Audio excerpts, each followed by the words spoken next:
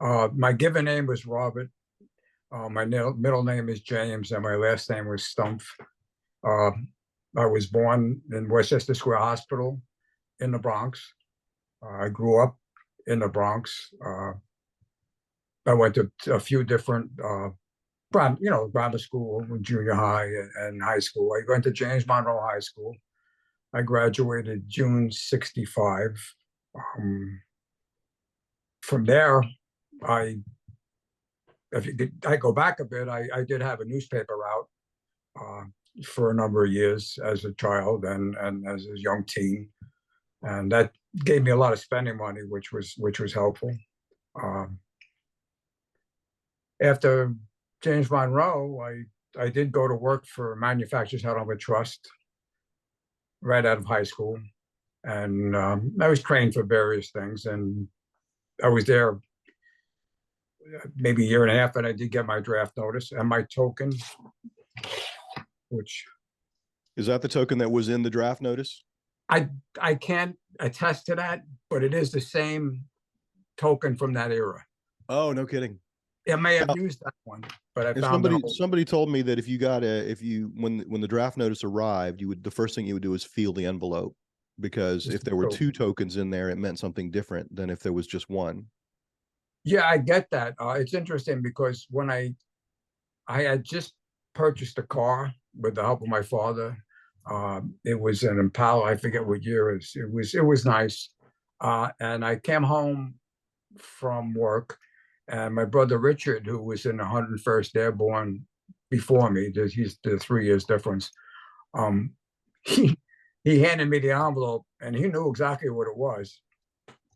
And he says, "You're going to have to give back the car." That's what he said to me, which is pretty funny at the time. Not funny, but I could look back and it's kind of funny.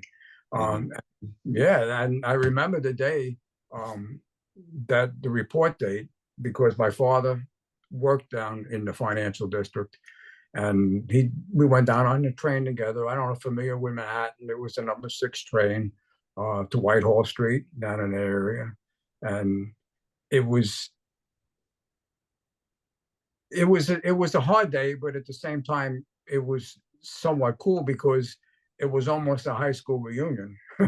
Because I I lost contact with certain people after junior high, because in the Bronx, if you could live 2 streets or 1 block over, and you went to a different high school, the way it was blocked.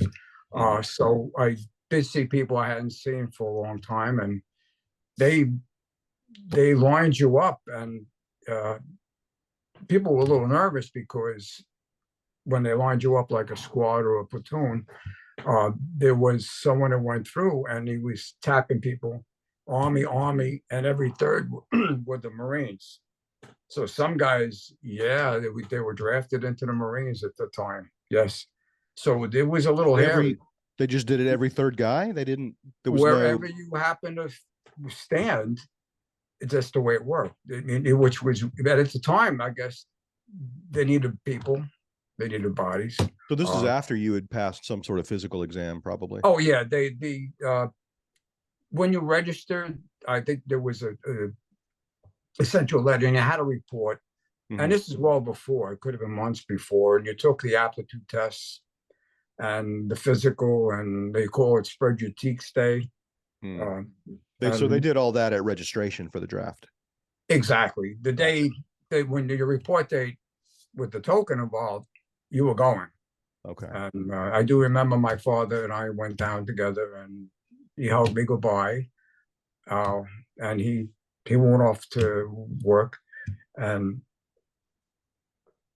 I think we had a few minutes for lunch, and they let us go out, and sure enough, my father was outside the building, and he was hoping that maybe he'd catch another glimpse of me. So we ate something, I don't know what, and then another goodbye.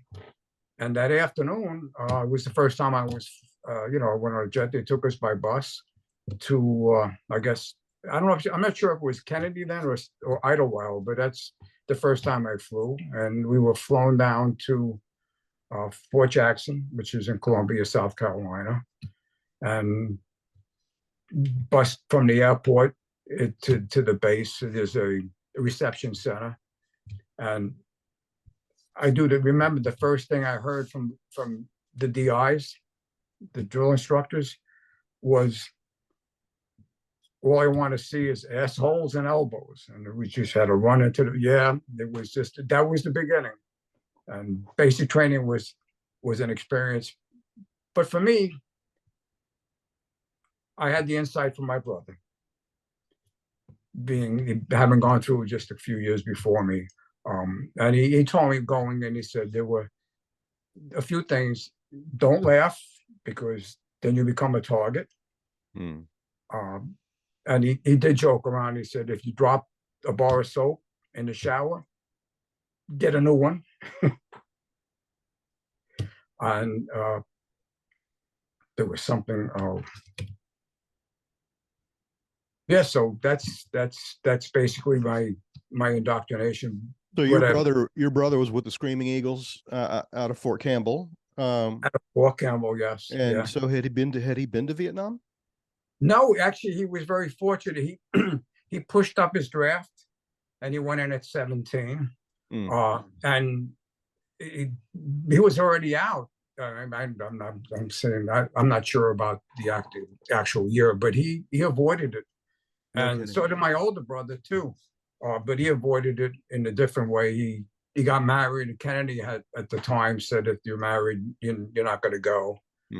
And I think that changed a year later. If you're married and you have a child, you're not going to go. So they stayed one step ahead. So my older brother didn't go, and my other, Richie, he made a number of jumps, but he stayed in the States. He didn't go anywhere outside the country. Are you the youngest boy? Yes, I have two younger sisters, but I'm in the middle. I'm the youngest male. So you're the only one who went to Vietnam. Correct. Yes. Yeah. Wow. So after Fort Jackson, I'm assuming you went to some sort of advanced training. Yes. The advanced infantry training, or individual training, but it's really infantry training for us at that time. We just got on buses and went to the other side of the post, because my AIT was in Fort Jackson also.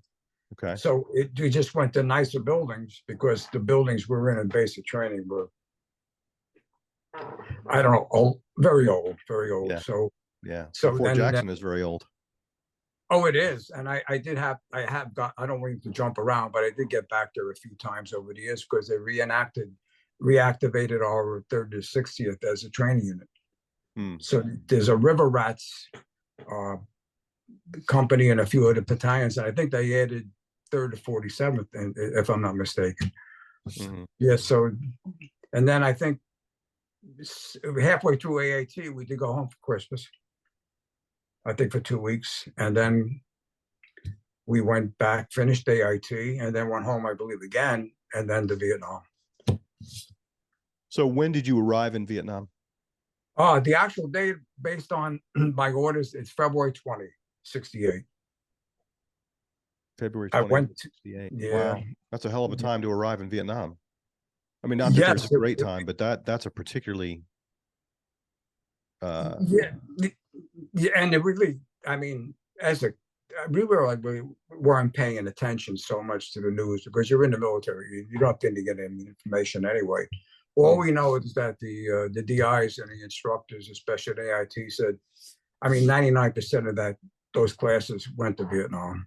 A few people, depending on their MOS and what they were qualified for, went on somewhere else. But yeah, that's February 20. And at that time, the 9th Division base camp was in Bearcat, not in Dongtair.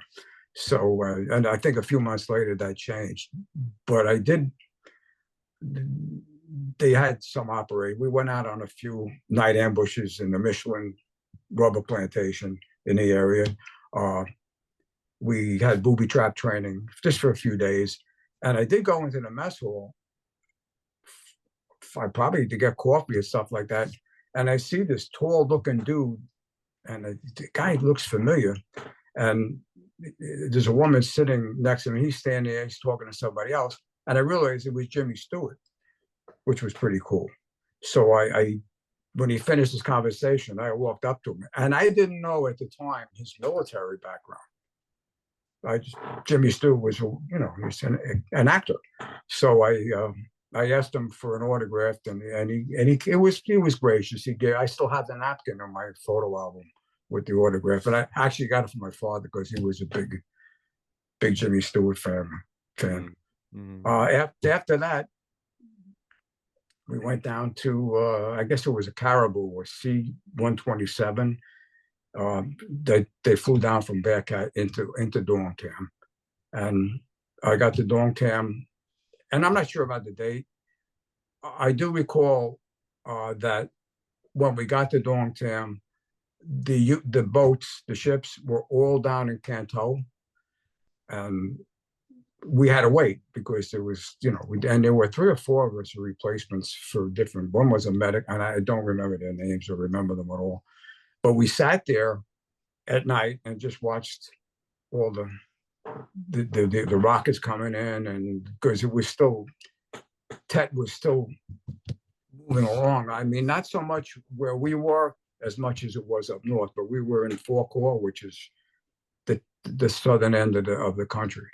Mm-hmm. And then eventually the boats did come back, and and the funny thing is, they told me, the ships are not back, and when they get back, you can, and it's like, I'm in the Army. What's the ship stuff, you know? And but Yeah, so let's talk about that a little bit. At what point, sure. I mean, it was probably after basic, but maybe before AIT. At what point did you know that you were going to have this, that you were going to be part of the Mobile Riverine Force?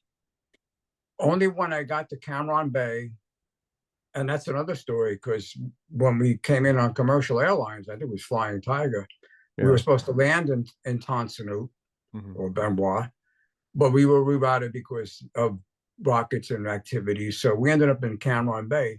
So to this day, I don't know whether I would have been in the 25th, the first MV3, because I ended up in a different area than I was supposed to be. And I understand at the time, they just needed people in whatever unit. So I was sent to the 9th. It was a strange thing. I sat in Cameron Bay in like a bull ring, waiting for orders, and they had some guy with a microphone up there, and he'd read off, and he'd say, report to whatever, and you're in the 9th Division or whatever. And some guys would take it for the 25th. I mean, whatever it may be at the time. So it was then that you found out that you were going to be involved with Mobile Riverine? No, I just knew it to be the 9th Division. I had no clue that I was going to be in the. I had never heard of the Mobile Riverine Force. It was not the guys that would know more about the Mobile Riverine Force are the people that trained for it in 1967, 66 and 67. A lot of these units came over together on ships. Okay. So this was later on, and no idea. You were going to the 9th Infantry Division, but it wasn't until you saw the ships basically that you. Well, they told me. They actually picked us up at the dock there in a Boston Well, to 2 or 3 of us that were replacing people, and that was my first inclination that I'm in the Army, but I'm also in the Navy. It was. So what happened when you got there? When you arrived at, I guess, Dongtam, and you saw the ships, and you sort of got a sense of what job you would be doing. Maybe you met some Navy guys. I mean, how did all that tell me about your entry into that world? Sure. Well, when we got to, I'm not sure. I think it may have been the Benoit. I'm not sure which ship it was that my company was on, because I was signed Echo Company. I went on the ship. There was, I guess, some kind of office and stuff like that. I went to see the company commander at the time, which was, I think, Murphy, Captain Murphy.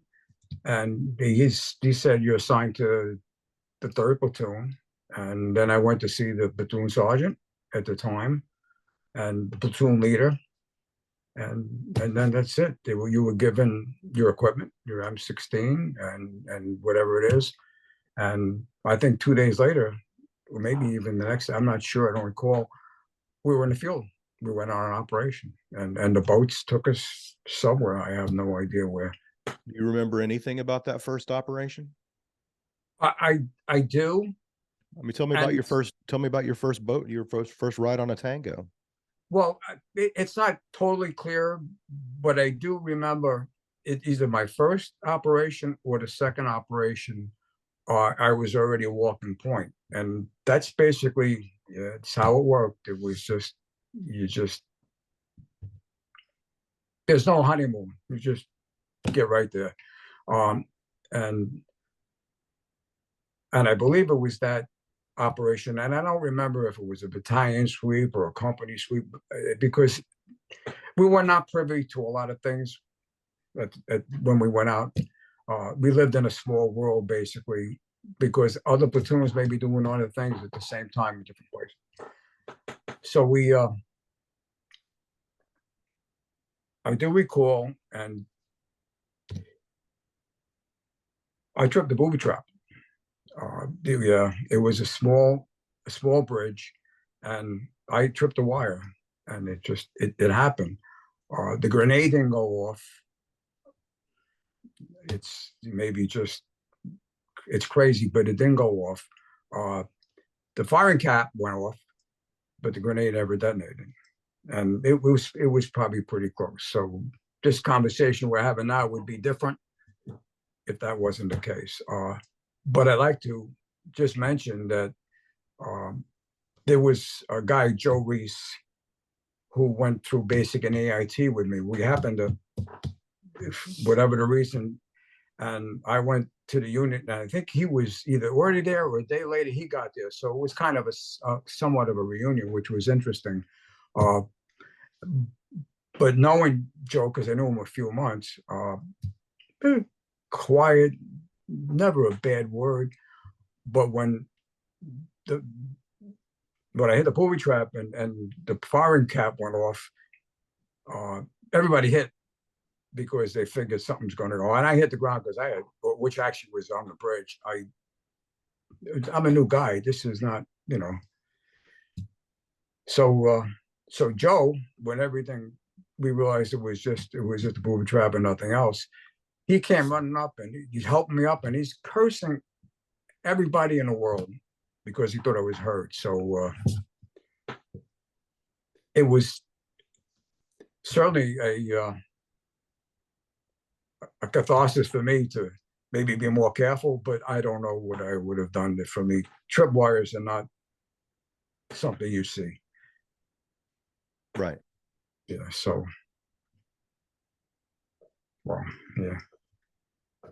What do you remember about the just experiencing that environment for the first time? Like, do you remember the impression that uh, that part of the world, the Mekong Delta, you know, when you were out on those early operations, what do you remember noticing about the environment? Well, the weather, the heat, the humidity, and the poverty, because we did see, we went on operation. We went through hamlets and villages and stuff like that, and it was a shock to me because living in the Bronx, it was quite different, obviously. And people were kind of on the friendly side too. I mean, the Vietnamese were not all gunning for us, from what we could tell. I guess just the biggest issue for me, the first operation was actually getting across an open paddy, because I believe it was still wet, and I was in good shape. I mean, we were, I played football. I did a lot of different things as a kid, and even in the military, between basic and AIT, you're in good physical condition. But halfway through this first rice paddy, it was just impossible to pull your legs out of this muck and everything. And that was eventually, though, you created the strength and you were able to do this because I did it for 11 months. So. Yeah. Exhausting just to walk. Oh, it's just unbelievable. And the whole purpose is the dikes were very attractive to walk on, but that's not where you want to walk because it's, obvious reasons. Yeah. So. Yeah. Make yourself a big target up there. Well, in the patties especially, but on the dike, you worry about booby traps or anything else because, especially during, if it's wet, you can't really tell the difference. But as time went on, you became more experienced and things like that. And they did walk point for a number of months. There was an operation in Vin Kim on April 7th. We were either eagle flighted in the day before or brought in by the boats. I'm not sure. And I believe we were on what they call Dong Tam security. We probably were eagle flighted, and we set up that night, which was the 6th, and we moved out on the 7th towards the village of Ben Kim. For some reason or other, I broke out into the hives, and the medic probably figured, he said it happened because it could be the malaria pills, because I haven't taken anything like that up to that point. So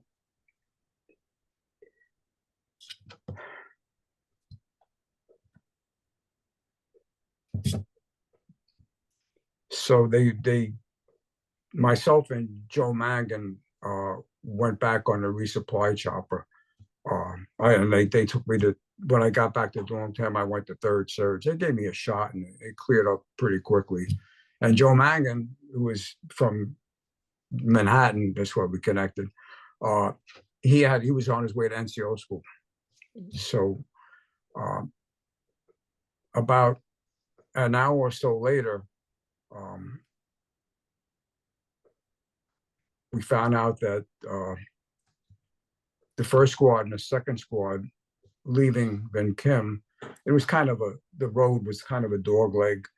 And the lessons learned is you don't walk on roads in Vietnam, especially when the rest of the company can't see you. The Viet Cong had a booby trap set up. Claymores, I think. No, I wasn't there, so I was back in Dong Tam. 3 guys from the 1st squad, which was my squad, and 2 guys from the 2nd squad were killed almost instantly. Because of the turn in the road, the company, the remaining force, was not able to help anybody right at that moment. There was probably small arms fire coming in, so they were all pinned down.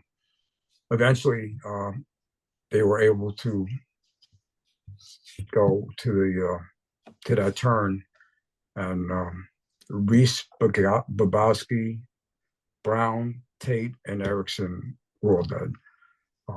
And one of them was missing. He was in the canal, but the Viet Cong had enough time to execute everybody. They shot everybody in the head and took whatever they could. They took all the equipment. They took M16s. They took a Prick 25, took radio. So that was April 7th. And I think that afternoon, that night, they set up, I think they went, I don't know how far they got after that, but they set up that night, and 2 Green and Champion, I think his name was. When Champion took off his ruck and leaned it against the hooch, that where they're set up, there was another explosion. And the booby trap was just all metal fragments and whatever they could throw in. Green, I understand, was sent to Japan, and Champion ended up in the 3rd Surge in Dong Tam. When we found out what happened, myself and another, and I don't know who it was, went to visit him. And he was unconscious, but he had all these holes in him. But he survived. I always checked the wall for a number of years when they first,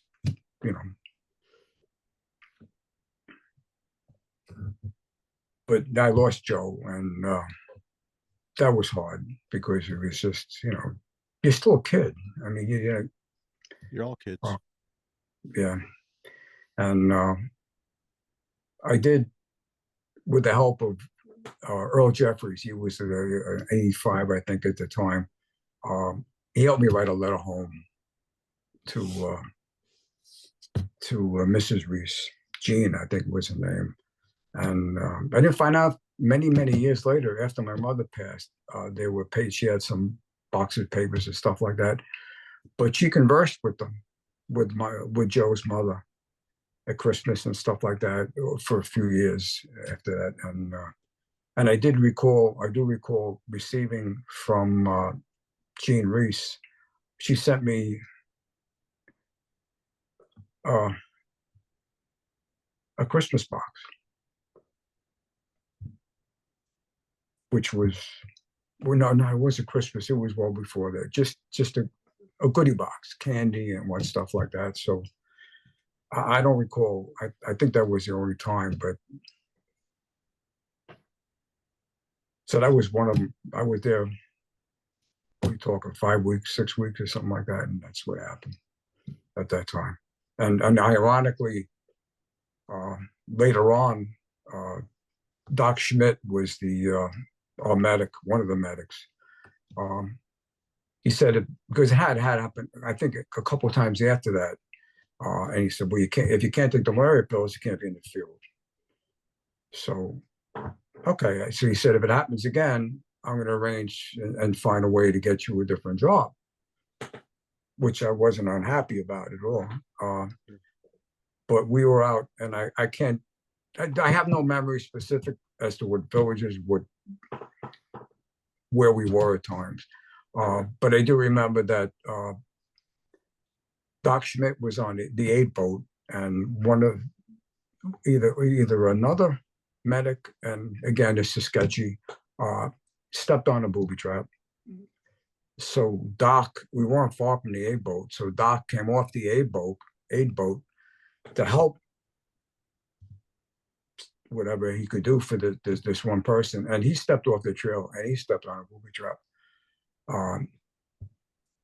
It mangled both legs pretty badly, and I think I understand that he lost one of them. But that was ironic because he was kind of like ticket out, and I never took the malaria pills, and how I never got malaria either. So that was tough time. Still is. Yeah, well, I appreciate you. And I know this is difficult to talk about. I appreciate you sharing the story. Can you talk a little bit about just working with the Navy, what it was like to be on the Tango boats, where you spent your time when you weren't out on an operation, what you remember about those guys and those moments? Well, I didn't come close to anybody as far as knowing someone or by name at the time, because the Navy, they had their jobs. So I think we were a bit of a pain because we probably made a mess, because when we came in off an operation, we were just caked with mud. And they would use the fire hose on us before we would hold on to the ramp that went up into the ship, because they weren't going to let us come on the ship the way we looked and the way we smelled. So they hosed us down pretty well.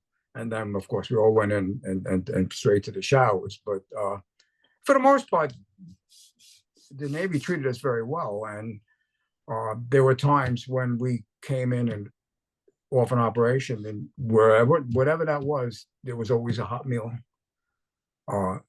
When we left on the boats in the morning, when we were going on operation, usually we were out 3, 4, 5 days the most, because of the terrain and the water and the leeches and just guys with their legs would swell and all the happy things, leak, stuff like that. But they were, and whenever, again, 3 o'clock in the morning, they would put the lights on in the barracks down, because we were below decks, and they would have be another hot meal. So they were pretty, I don't want to use the word gracious, but they were good to us in that sense. And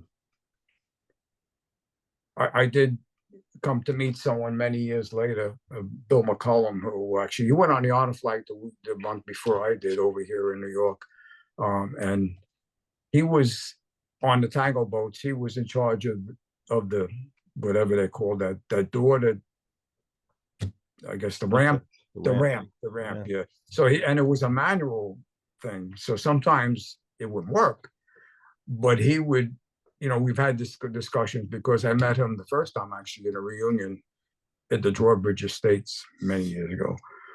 And we talked about that. And he said, I always felt bad that you guys were going out into the bush. And it was just like, and I explained to him, I said, I appreciate that, but we couldn't wait to get off that boat because, first of all, the canals eventually, when they dropped us, were very narrow. A lot of the canals, they had to even back out. And these tango boats, if they did 7, 8 knots, that was about it. They were fortified. They were armed fortified on the side, so there was a lot of weight. So we always had a few laughs about that, and we still do. I still keep in touch with him, and because I knew that all the noise of these boats coming in, Charlie had to know we were there. So it was better to be on terra firma than it was to be on those boats, because I knew they had to go out, and they would get hit on at times too. And I remember there was one time we got hit coming in, and besides the tango boats and the alpha boats, the gunboats, we were all firing from, there's like a little walkway around it. They were all firing, guys with 79s, the guy with the 60, we were all firing into what? I don't know. We never probably hit anything. We don't even know what we hit. Yeah. That's what I remember so much. Plus also too, the bottom of the inside of the tango boats were rivets. You couldn't get comfortable. So it was, but going back to the Navy, they took really good care of us. They really did. When you got onto a tango boat to go out on an operation, I mean, what was sort of the range of the amount of time you would spend in transit on the boat, just getting from A to B? It could be an hour. There were some operations where we could have been on those boats when we went deep into Canto and further in. It could be 3 hours, 4 hours. There were times we got on that tango boat at 4 o'clock in the morning and didn't get to our scheduled area until 8 or 9 o'clock. I mean, and most of the times it wasn't that long a period, but it was a long time at times. Yeah. And it must have felt like a long time, given that, you couldn't see the enemy. They could see you, but you couldn't see them. We could, from the tango boat sitting in the hold or whatever they call that, you had no idea what was going on topside. Unless you could climb up through there was a space between the ramp and but really didn't want you up there anyway, because we were probably more in the way. But guys, there was some of the tangos had a nice canopy. You go sit on top and stuff like that. But no, you had no idea what was going on, especially when they opened up for whatever the reason. That was kind of hairy, because you're kind of helpless, because you're still sitting there with all this stuff. And I mean, you took all your rock off and everything was, but it was crowded in there too. And because usually the tangos were maybe a platoon. Yeah. And all their gear. And all the gear, yes. So can you talk a little bit about the kinds of things that you would carry? I mean, how much stuff were you carrying? Well, you carried sea rations. I would use the extra socks. I would put the cans in there so they wouldn't make much noise. You carried as much water as you could, because you always needed water. You carried smoke grenades. You carried the baseball grenades. I call them baseball because they were shaped, and you can really throw them pretty far. They weren't like the old John Wayne pineapple ones that we had. So, and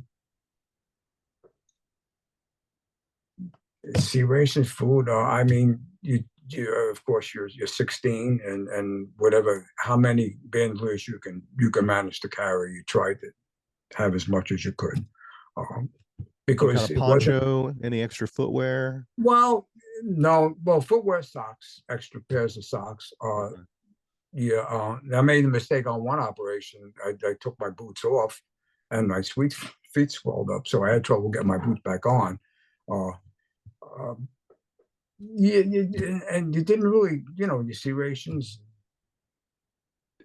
Luckily, though, by I think it was July or August of '68, we started getting alert rations, and yeah, they were almost like the MREs of today, but not quite. They were, all you need to do was heat water and pour it into, and you could eat. It was edible. Sea rations were not.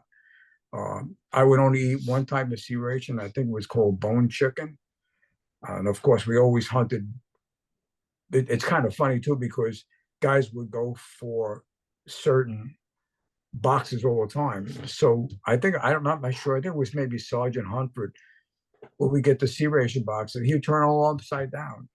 So it was like, and he moved them. So because you were familiar with how the box was set up, so you would go, but he would turn them upside down and move them, so you had no idea what you were picking. So, and most of it again, and guys would from home get hot sauce.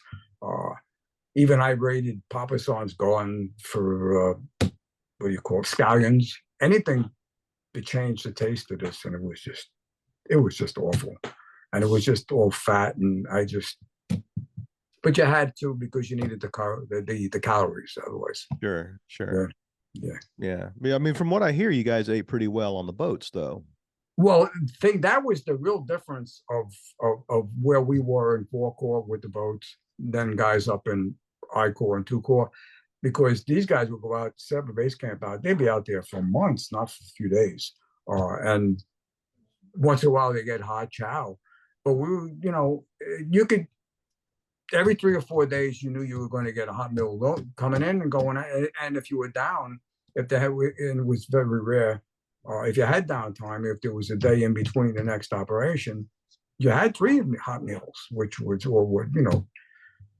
yeah, it was good. The only thing didn't like about the Navy was that you could go to that mess hall and there was endless coffee, no sugar and no milk, just all black. So it was just black.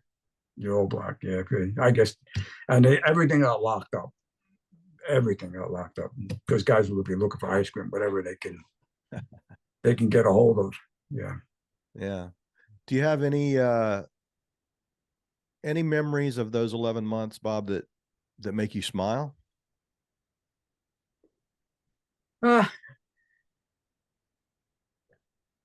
Probably. We had most of us have a macabre sense of humor anyway.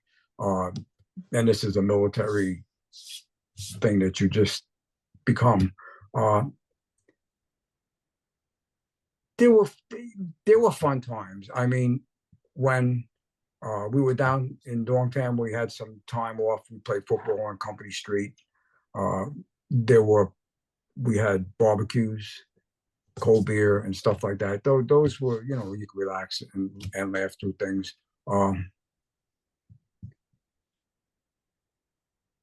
One occasion when I was able to go to the Mars station in Dongtam, and you were able to try to call home, and everything went through ham radio operators because there was no connect line. So the one time I can remember laughing and smiling as I called home, and the time difference, it was probably in the middle of the night for my parents, and when you made the call, the ham operator gave the instruction to the person that was receiving the call, which were my parents, and when someone was finished talking, you had to say over. And it was a very short conversation. And all I can remember hearing on the phone, and it was great hearing their voices under any context, But I always keep my father saying, Norma, say over. And then it was pretty much over. So, but those are the things I look back and kind of, and I'm sure, I don't remember specifics, but again, we're a bunch of kids. So I'm sure there were a lot of good times. Joe Magan, who I mentioned, he had one of those big 8-tracks. How we got it in the barracks in Dongtam when we weren't on the ships. And all I remember, and I still all he played was California Dreaming and Spanish Harlem. That was it. I think that was the only 2 songs on there. But but we did have a good time within all this horror. Yeah, we did. How old were you, Bob? I haven't done the math. I was 20 when that February. I wouldn't have been 21 till that November. Yeah. So I was 20 when I got to Vietnam. Yeah. And most of the time you were in Vietnam, you were 20. Yeah, pretty much. I left when I got close. I think it was about 10 months in the field. We received a new first sergeant, and he was a pretty good guy. And the older guy, the guys with the most time in country, he gave us all a 3-day pass to Vung Tau, which was nice. Yeah, which was really nice. I had gotten to R&R Hong Kong in July, sometime in July. But he sent us on a 3-day pass. And I think, and again, when I came back, I was assigned a job. He took me out the field. And I guess there was enough people in the platoons, stuff like that. And they tried to do that whenever they could. If you were short and you did that kind of time, you were able to, they try to do that. And I couldn't tell you the occasion because I wasn't out, but we did lose people sometime after that. And I remember maybe I was out of the field 2 or 3 weeks, and Top had come to me and says, "You got to go back out." I look back now and I kind of liken it or compare it to almost like a sports thing. You don't play for 3 weeks, you lose your edge. So I was a little nervous, to tell you the truth. I was nervous about going out. The operation was fine. I think we were out 3 or 4 days, but I came back and I went to Top. I said, there's a job you can get me. He said, the only way I can get you out of the field now is if you extend. So I'm thinking in my head, well, if I extend that, how the hell is that going to help me? I mean, just going to prolong this, misery. So he said, no, you can go on to a different unit. So that's what happened. I did. They sent me to an artillery unit in Ben Tre, and I was there in maybe a few weeks. This is now Christmas we're talking. Yeah, you're getting pretty close to the end of your tour at this point. Yes. I was, but I had enough. I had enough. And yeah. So I needed a change. And so I went to the artillery unit and learned a little bit about that. They wouldn't, because they were all trained for this. We weren't trained for this. But there were 5 guys to a gun, and in Ben Tre where we were, there was a huge dike. I mean, it was not like the little dikes you see in between the rice paddies in the field. This was, and we had 5 guns, and we had tents and shacks, more than anything else. And the Bob Hope show was coming up, and only 2 guys from each gun could go, and I pulled the king. The other guy pulled an ace, and the other guys crapped out. And I didn't get to see the Bob Hope show. I think it was the 26th or the 20th. I have great pictures. It was just, oh my, it was okay. There's a smile time. Okay, there's a real smile time for 2 hours. It was Rosie Greer from the Giants, the Gold Diggers from the Dean Martin show, Miss World '67, Bob Hope, and Ann Margaret,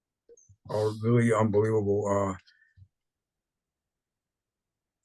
I don't remember the year, but we had a reunion in Fort Mitchell, Kentucky, and I invited Jerry Reese, Joe's younger brother, his wife and his daughter came to the reunion.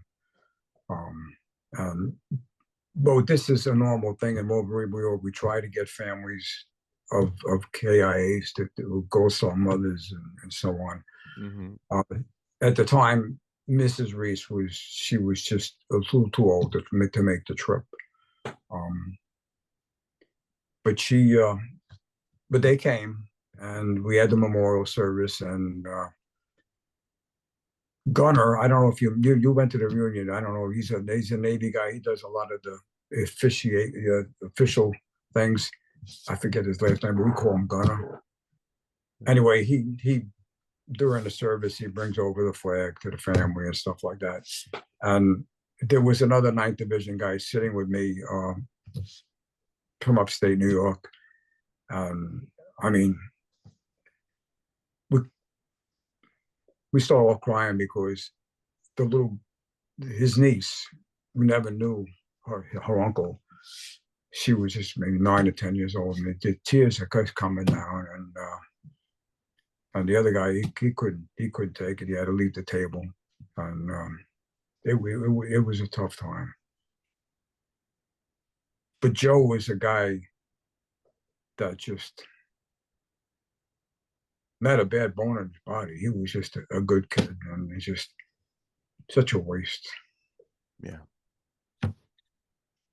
So let's see, you said 11 months, so you must have come back in January of 69. I did. We came back in January of 69. I was assigned to the 7th 16th MP Division in Saigon. Because you had extended. I did the extension. I did that. And when you talk about when we go, I guess the question was when you came home, what was it like? When I came home, the first time, it was really strange. I only bumped into one person that I knew as a younger kid, stick ball, football, that type of thing. And we hung out for a little bit. And I think the day before that day, there was a bad snowstorm when I came in, and I was able to get home. But I was lost. I mean, totally lost. It was like, it's terrible. And my family thought I was home to stay, and I tell them that I was going back. And I couldn't explain the reasons. You can't really explain the reasons. And I couldn't tell my mother. I said, "Oh, I extended because I was afraid I was going to get killed." I couldn't do that. So, but being in the Bronx for that month was just, I couldn't wait to get back to Vietnam. And I know it sounds strange, but I didn't fit in. I did not fit in. I felt like out of sync with everything. And yeah. But as it turns out, it was probably a good move by me, because when I went back and ended up I had to go back into Dong Tam because it was still part of the 9th. So I had to get my orders, and I don't remember how I got to Saigon. Probably another caribou ride or something like that. And I reported there, and we lived in barracks. We were in the Cholon section. Now, Saigon during Tet and Little Tet. Now, I was in the tail end of Tet, and the full May, I think May 68 was the Little Tet. But by then, Saigon was it's just a city. Yeah. More people were killed in Saigon on their motorcycles by the end of 68, by the middle of 69 and going forward, because there's no traffic signals. And you've got convoys going back and forth to Ton Sanut and all over the place. And you've got all these people with the brothers, the taxi cab drivers, and people on their motorcycles. And that was crazy. But for me, it was probably a little bit of a catharsis, because it gave me a chance to live a normal life as normal as you can be in the military because you had a job. Yeah. And I worked at night, and we pulled security on for the BOQs, the BEQs, warehouses, and whatever it was. And I remember that they would come out about midnight with coffee and bologna sandwiches. And there was one area, one place, I think it was the Saigon warehouse, but it was on a little bit of a river. And we would take the food and we just throw the food out on a riverbank. And then wait about 10 minutes and hit the floods and all these were rats. I mean, rats the size of cats. So that was our entertainment. And some guys would shoot a few of them, and of course the Papa San come by the next morning and take them, bring them in his basket. I guess he was going to make some stew or something. Sure. Oh yeah. So, but again, being there and they actually had restaurants. You go to a restaurant. Sure. They had even in the hotel we stayed in had a pretty cool cafeteria, real food. And it was kind of a way to unwind from my experiences. So it helped me. Again, yeah, it was like a decompression chamber, right? Somewhat, exactly. It was just a way to. And don't get me wrong, I was still angry. Still had problems that didn't manifest themselves until many years later. But again, I remember my brother. He says, you come out, take the test for New York City, become a cop. And I had to explain to him. I said, the last thing I want to do is have a gun in my hand. I'm not going to do that ever. So that was them. I mean, but Joe Reese's family, they're not the only people that we came in contact with in family-wise, because we had July 15th, I think it was, we were brought into by Eagle Flight. I think there were 3 or 4 Eagle Flights that brought us into an area. The first one I was on, and I think the second one came in, but the third one was hot, or the second one was hot. I don't remember the sequence.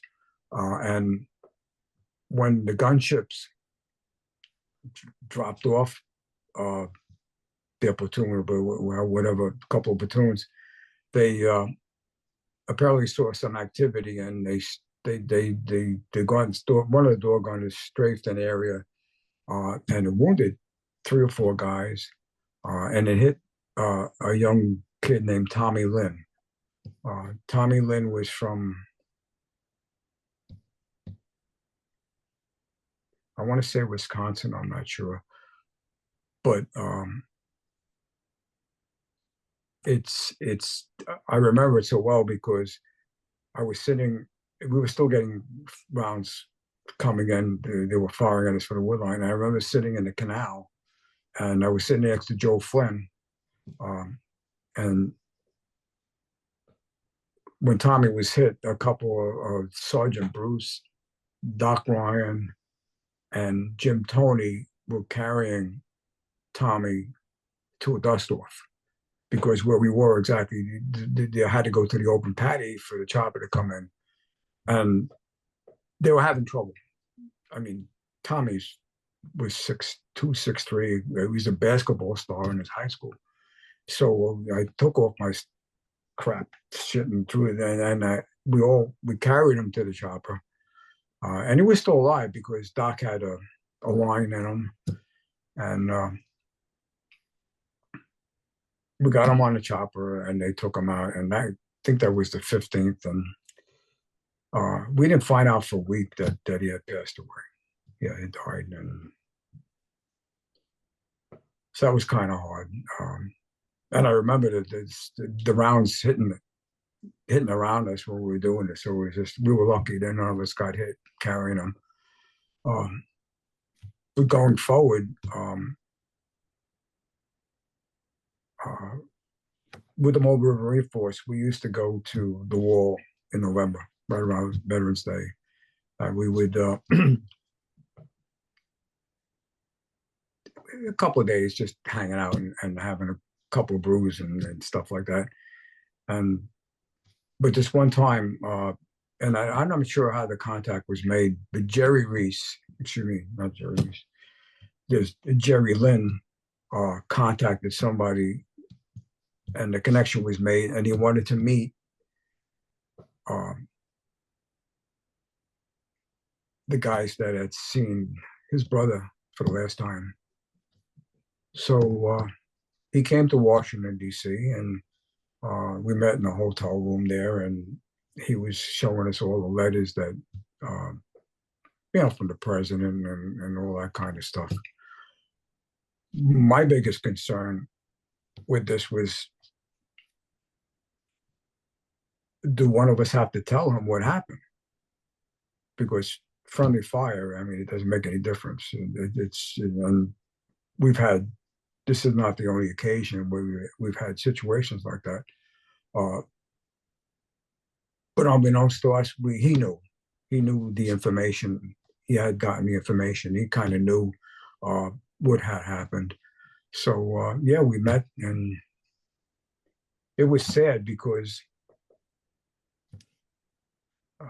now this is November, and he had asked us.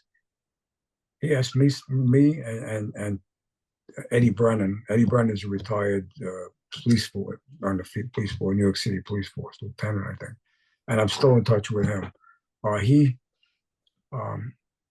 He had asked us if we would call his mother for Thanksgiving, and we did.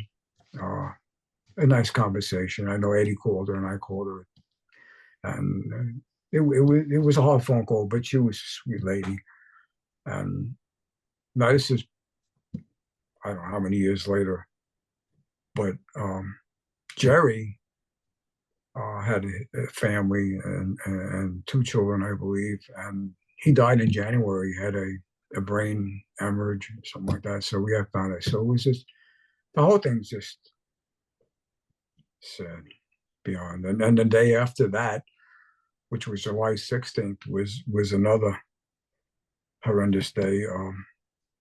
We had an E5 sergeant, Paul Fusco, and he was from Avon, New York, which is right outside Buffalo. What we did when we were out, we'd set up, and as it got dark, we'd move again. This way, if they wouldn't be able to get the coordinates exactly where we were and bring them orders and stuff like that. So we were very careful with that.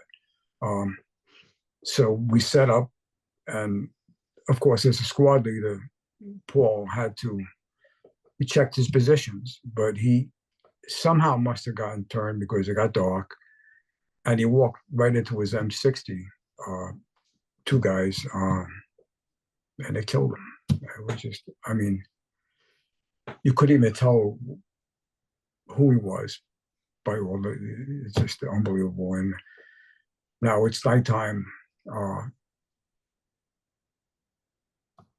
They weren't going to bring in anybody or chopper to take him out. And it was, couldn't help him. So we wrapped him up, and the next morning, and his body laid there with us all night. And then the next morning, we had to carry him because we were not where we were. The paddy was maybe 100 yards or so. It wasn't an easy way to get there. So myself and this young kid, Cologne, I think his name was afraid to touch him. So I got angry. Probably probably shouldn't have got that angry, but we ended up carrying him, and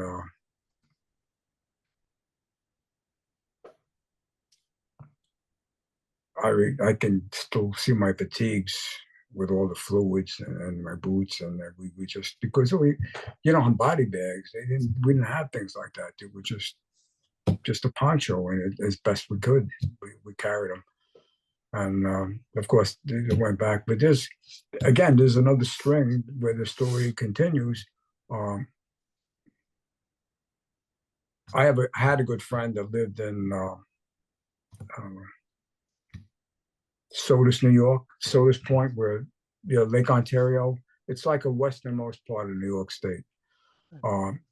John Sperry. John Sperry was in Bravo Company at the same time. I didn't know John then, but I met John because John was the vice president of the Mobile Riverine Force. Him and Albert were really, they put this together. I'm a plank owner. That's how many years ago we went to one of the reunions.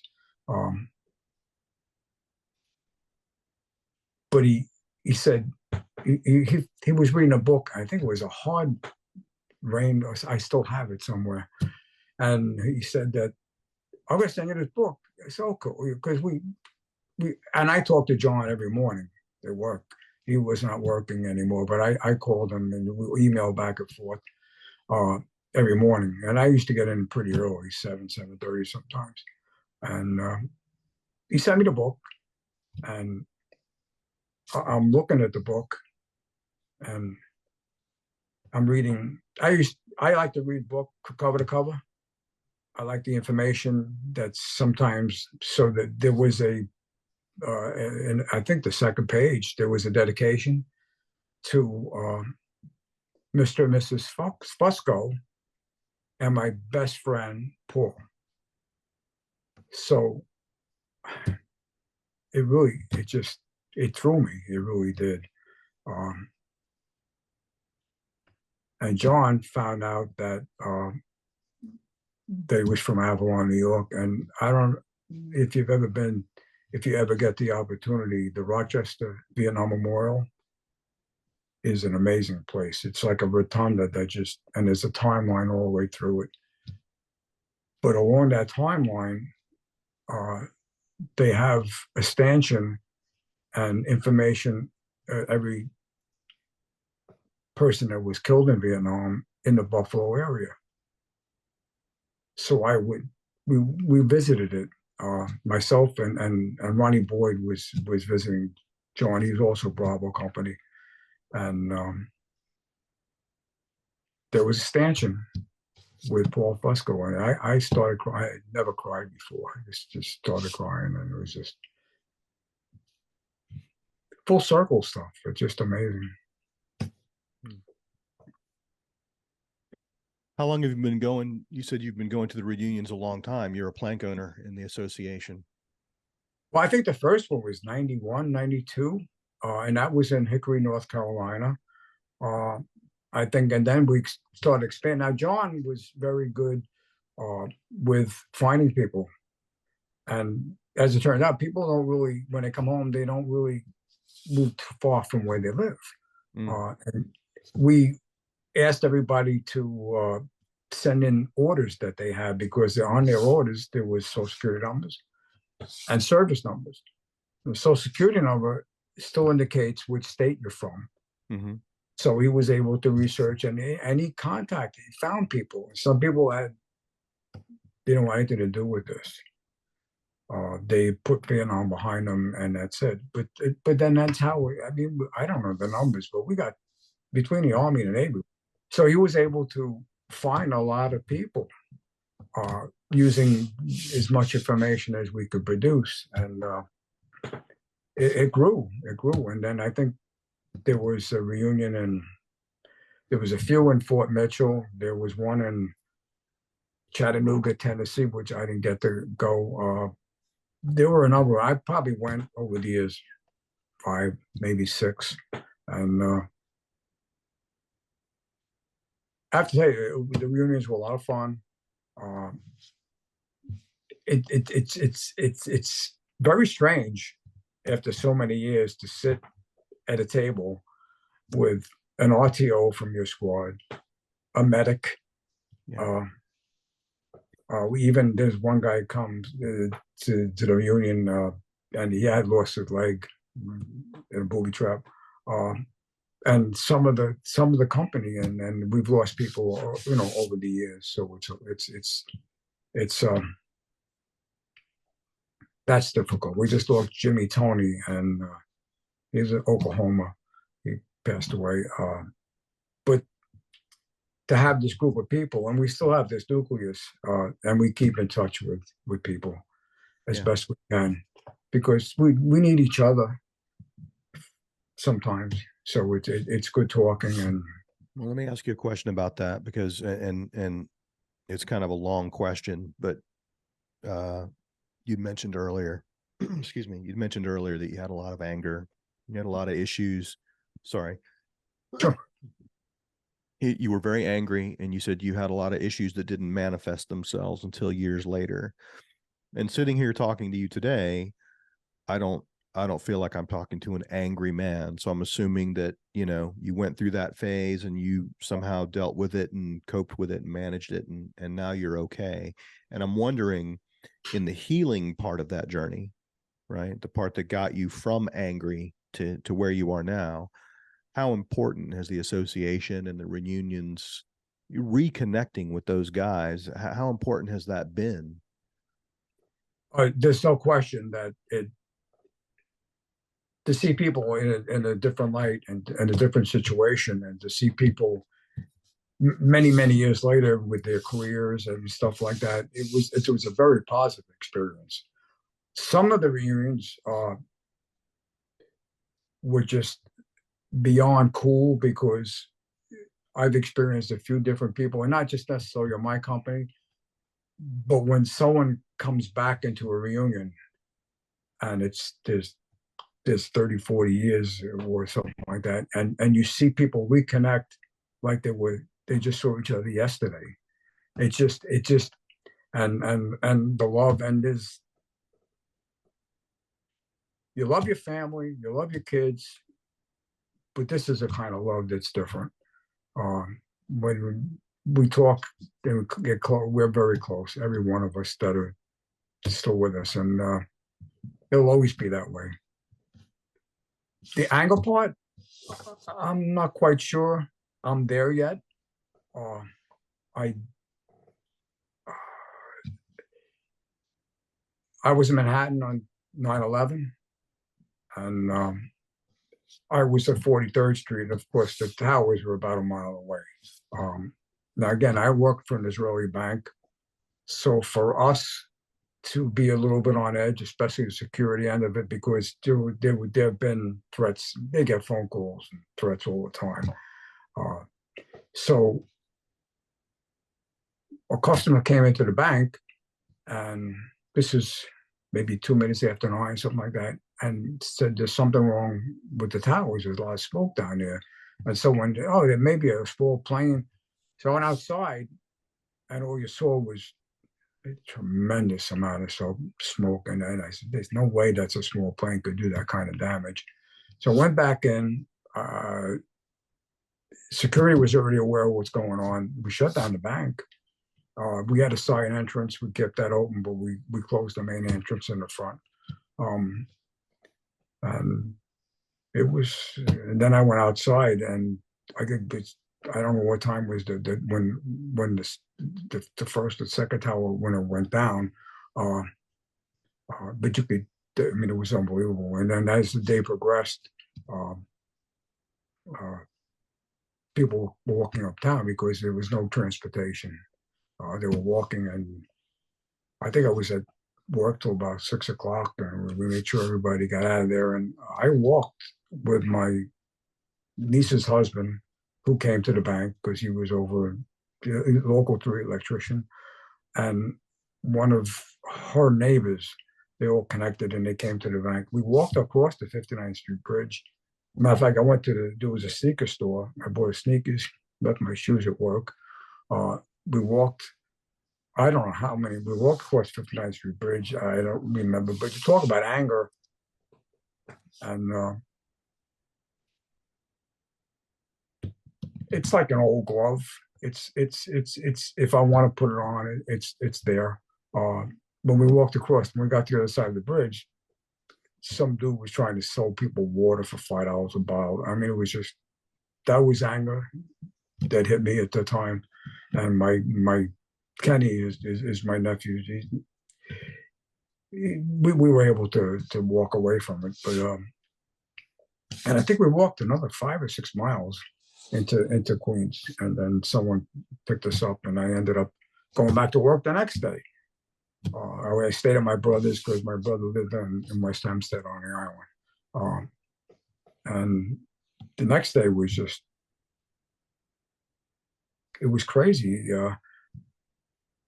My desk, there's 40-foot windows. There's big windows throughout the side of the bank. If you ever, you could do the Google Earth, you could see how big the windows. Bank's no longer there anymore.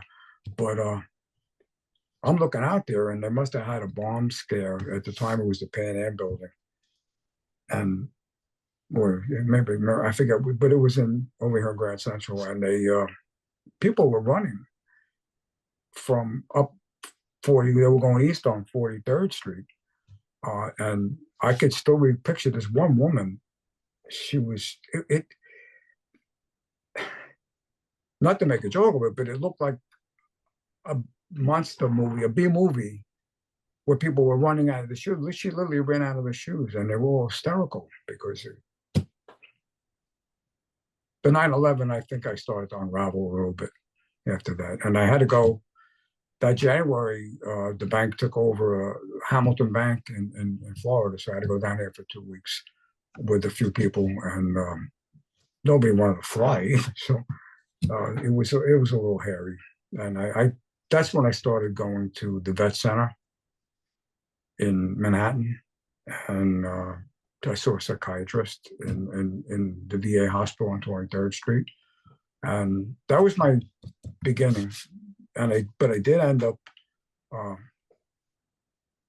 think it was February 2003.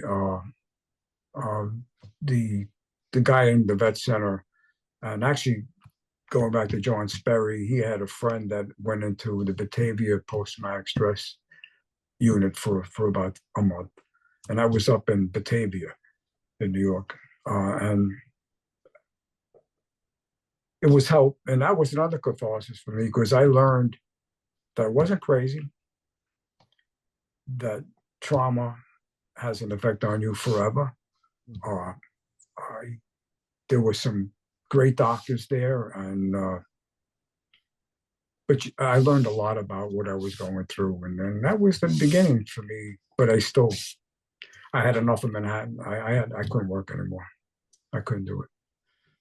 Even that the weeks following 9/11, they had the chopper over in Midtown constantly. And I know with choppers, they were great to come get us, but sometimes the gunships and there's a few more incidents about that.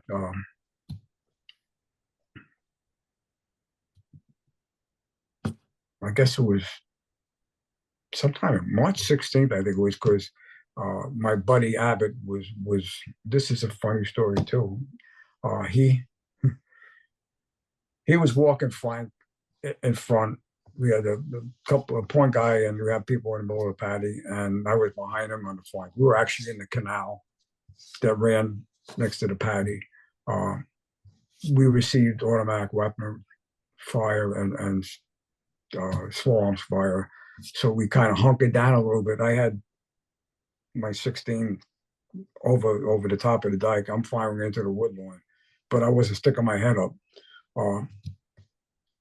I didn't know this, but Abbott got hit, and he was shot in the side. But he crawled down the canal, and I didn't see him. And boy, I feel something grabbed my foot, and it literally scared the living hell out of me. And I tried to turn my 16 on him, but I couldn't get it.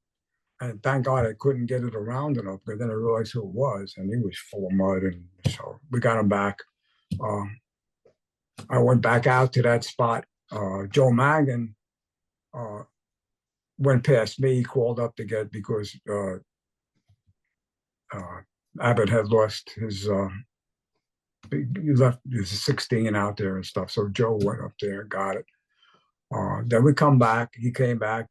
And then before you know it, I'm getting rounds near us, and then they called in the gunships, and the gunships came in, and they rocketed everything.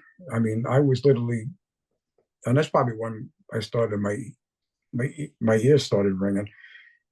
I literally bounced, or not bounced, but as the impact, I could feel myself up and down over in the water in a canal.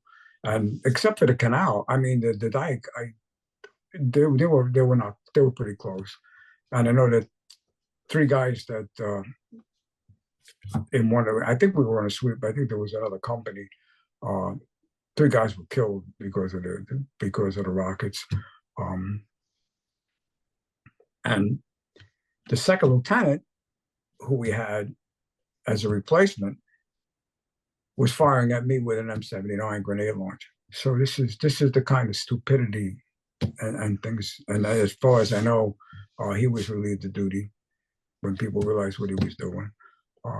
But to go to the funny part of this,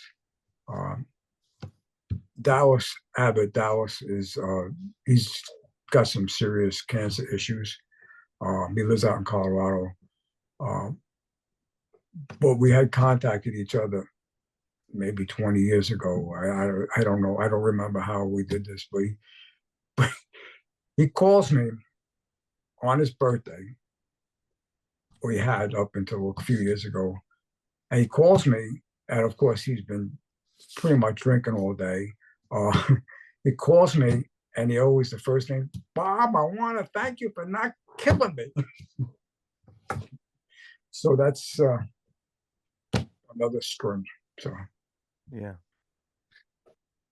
Well, Bob, I really appreciate you spending this time with me. Thank you for, I know it's difficult to talk about, and also none of my business. So thank you for just being generous with that.